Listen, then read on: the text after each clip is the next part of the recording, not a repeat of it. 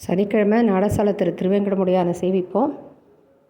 நேர அயோத்தியில் ஸ்ரீராமச்சந்திரமூர்த்தியை சேவிக்க போவோம். எங்கே ஆத்மார்த்தமாக தான், மானசீகமாக தான்.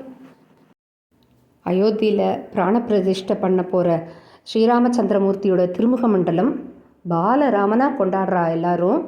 உலகமே கொண்டாடின்னு இருக்கு, ஊரே கொண்டாடின்னு இருக்கு, திருவிழா கோலம் பூண்டுன்னு. நம்மளும் ஏதாவது பண்ணணும். ஆஃப்டர் ஆல் நம்ம எங்கேயோ ஒரு மூலையில் இருக்கோம், என்ன பண்ணிட முடியும் அப்படின்னு நினச்சிட்டு எல்லாரும் ஒதுங்கி இருக்கக்கூடாது. அவாவாத்து கல்யாணம் இது. ராமருக்கு அணில் உதவி பண்ண மாதிரி நம்மளும் அந்த பந்தக்காலில் ஒரு தூணாக நிற்கணும். என்ன பண்ண முடியும்?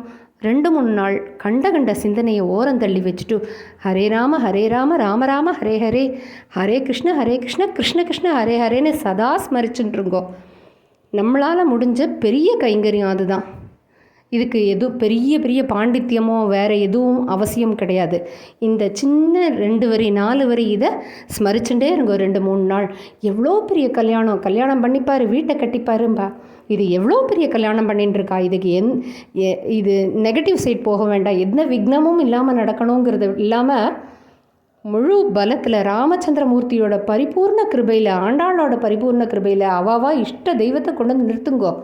கூட பக்கபலமாக இருக்கணும்னு எல்லாரோட அனுகிரகத்தோடையும் இந்த நல்ல காரியம் ஒரு ஒரு மகோன்னதமான காரியம் நடந்துட்டுருக்கு.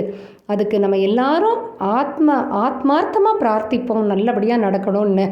ஆண்டாள் கொண்டாடுறா, மனத்துக்கினியானை பாடவும் நீ வாய் திறவாயின்னு.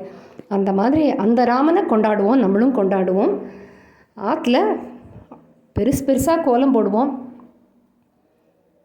ஒரு கல்யாணம்னா நம்ம என்ன பண்ணுவோம்? நிறைய பூ வாங்குவோம், பெருசாக கோலம் போடுவோம், ரொம்ப சந்தோஷமாக இருப்போம். நல்ல புது ட்ரெஸ்ஸு போட்டுப்போம், வடப்பருப்பு பானகம் அம்சி பண்ணுவோம், ராமனை கொண்டாடுவோம்.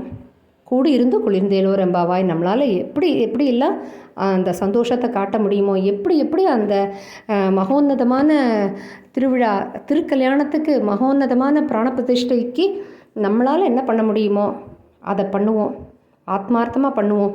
நம்ம 10 விரலால் உலகம் ஒன்று கூடி நம்மளால் எத்தனை பேரை ஒன்று கூட்ட முடியுமோ கூட்டி அத்தனை பேரும் சேர்ந்து ஜபிப்போம். கூட்டு பிரார்த்தனை என்றைக்குமே வீண் போனது கிடையாது.